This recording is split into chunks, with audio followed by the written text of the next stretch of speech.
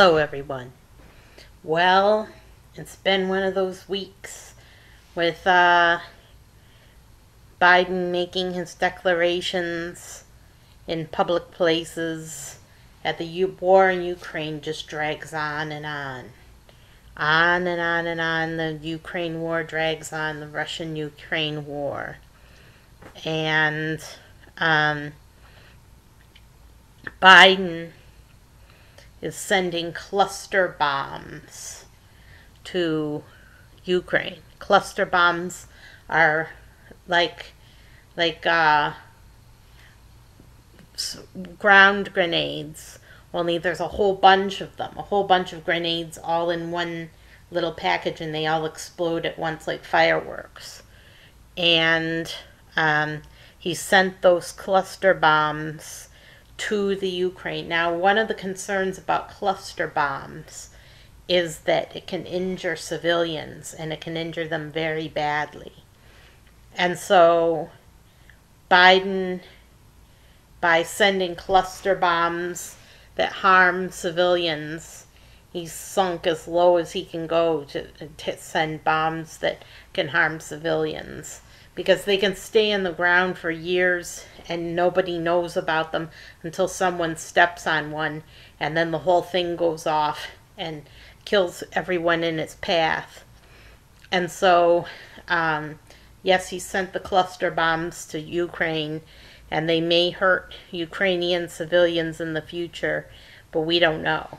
We don't know what's going to happen in the future. All we know is that he sent them the cluster bombs to do with as they see fit. Whatever they see fit to use those cluster bombs for, that's what they're going to use them for in the Ukraine. So maybe only the Ukrainian government will know about where the cluster bombs are, or how they're being deployed, or how they're being used. And only the government knows the location.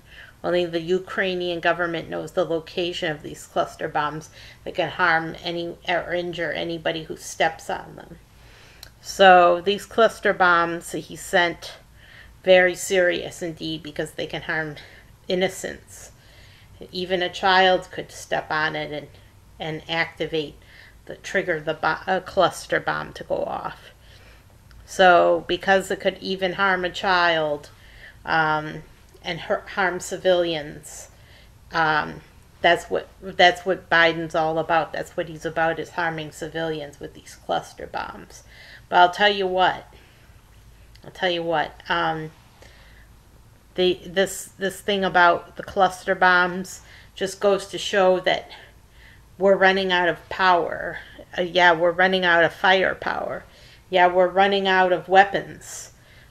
We've sent almost all of our weapons over to Ukraine for their personal use in their personal war with Russia, and we're already running out. We're already running out of munitions and bullets, and we're running out of firepower. We're running out of weapons. So because we're running out of weapons, we have nothing left to defend the United States against an attack. If someone should invade the United States, someone should decide to invade the United States, like, let's say China, we would have no protection whatsoever, because we sent all of our weapons to the Ukraine. It's true. I heard this the other day. I can't remember where I heard it, but where it seems that we're running out of weapons, we're running out of ammunition, we're running out of the gears and sockets of warfare. We're running out. So pretty soon we won't be able to defend ourselves against attack from whoever, whether it be Russia, North Korea, China. We're running out of weapons to defend ourselves. And this is Biden's doing. Biden has been trying to empty our stockpile of weapons into Ukraine. And this has been going on for a while. We know Hunter Biden was in Ukraine. When was Hunter Biden in Ukraine? Oh, before Biden even became president, before the war in Ukraine even started. Now, you know whenever there's a war, that the elites perk up their ears, because the elites can earn a tidy sum supplying the weapons, the money for the weapons of war. So because the elites profit off of war, because the elites profit off of war, whenever there's a war, they're culpable, they're guilty. The elites are guilty of participating. The elites are guilty in participating in the war, and they fund both sides of the war. They fund the U.S. and Russia and Ukraine. They fund all sides of the war, and in return they get kickbacks. They get interest on their finances. But those are war financiers. Those are elites who are specifically war financiers. But the truth of the matter is that the elites want this war. The elites want this war in Ukraine, and because they wanted the war, it doesn't even matter if they're going to profit off of it. They wanted the war for their own purposes, for their own. Your guess is as good as mine what they wanted, why the elites wanted this war. But they did. They wanted this war. Maybe they were going to profit off of it. Who knows? But they wanted this war, and because they wanted this war, they were behind it all along. They were behind it all along. They were making the conditions just right and sending their man Putin to invade on their command. And so, this has been going on for a while. We've seen the elites of this country involved very carefully with Ukraine and Russia on both sides. Trump was involved with the Russian side of things. Trump was involved with the Russian side of things, and Biden was involved in the Ukraine side of things. And they wanted this war. The elites were plotting this war. So they sent Hunter Biden to the Ukraine so that he could lay the foundations of this war in the Ukraine. And so it's all a plot. It's all a plot interconnecting with the elites in command of Putin and elites involved with Biden also, so that they could have this war in Ukraine. It was all the elites' involvement. So these cluster bombs are no surprise because we're running out of firepower, we're running out of weapons. They wanted us to be out of weapons by the time real calamity comes, when the United States is actually in danger and needs its weapons. They won't have any weapons, that the U.S. will be out of their stockpiles of weapons when the disaster strikes. So, and they just use the last little bit of stockpiles of nerve gas. They've eliminated nerve gas from their stockpiles of weapons, so that's gone. It's gone. That's in the past. The nerve gas sarin is all gone. They used it. They destroyed all the sarin. They destroyed it, so we would have no biological or chemical weapons. No chemical weapons. Who knows about biological?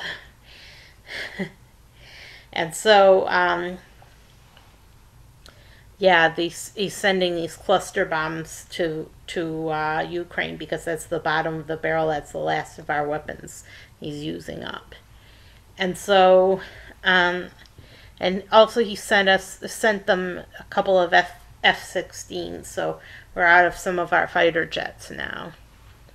And I just want to say something about Prigozhin. Prigozhin, the leader of the Wagner Group. I'm sure you heard that they blamed Russia for attacking the Wagner Group while they were fighting on the front lines for Russia. They were on Russia's side. They were fighting.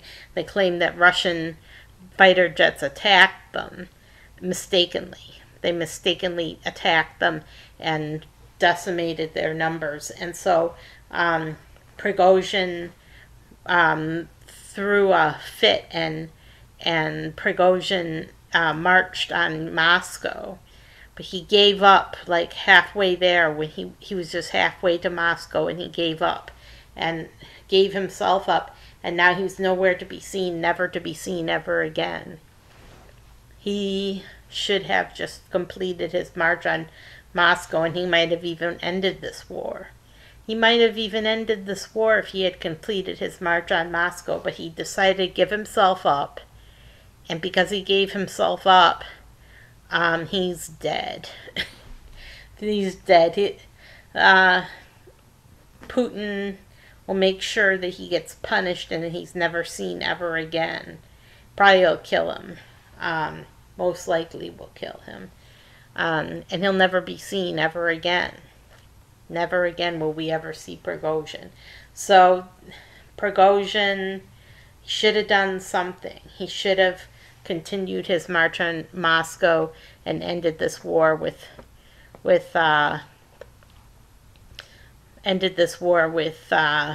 Ukraine. But he didn't end the war on Ukraine, and so now he's a dead man.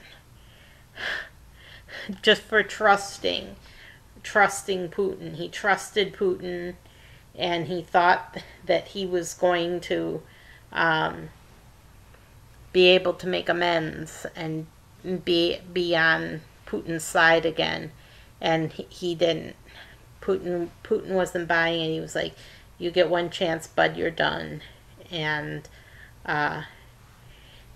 Prigozhin supposedly gave himself up to Belarus, but he wasn't in Belarus, and so he's gone. He's gone. They outwitted Prigozhin and outsmarted him, and because he gave up, now he's dead. So that tells you what kind of a man we're dealing with when we're dealing with Putin. He just kills his enemies. That's what he does. He kills his enemies. And if he can't kill his enemies, he finds a way to send others to kill his enemies. So, whatever. It's nothing you can do about a man like Putin. No, there's nothing you can do about a man like Putin. And he's going to keep up this war probably until he's dead. Until Putin dies of old age, he'll be continuing this war in the Ukraine. So there's no way to end the war until Putin is gone. And people should know it. People should know by now the truth. The truth is that Putin is determined to get Ukraine at any cost, and this war will continue until Putin is dead, or until Ukraine is defeated. So he's got huge stockpiles of weapons at his command, much more than the U.S. has, because the U.S. didn't see a need for the weapons. See that? The U.S. didn't see a need for the weapons, and so Russia has many more weapons than the U.S. And they can keep a war going much, much longer than the U.S. They have all the weapons they could possibly want or need in Russia. So that's it. Cluster bombs, craziness in Ukraine. Where will it end? When will it ever end? Are we at risk of a nuclear war? Are we on the have a nuclear war on our horizon? We don't know. We don't know if there's a nuclear war on the horizon, but the elites certainly would like a nuclear war. But we have to stop them right in their tracks before they start a nuclear war. And we have to save the earth. We have to save the earth from total destruction, which was what a nuclear war would do. I'm Sarah Jane Alpha Wolf signing off. You guys have a terrific week and take care.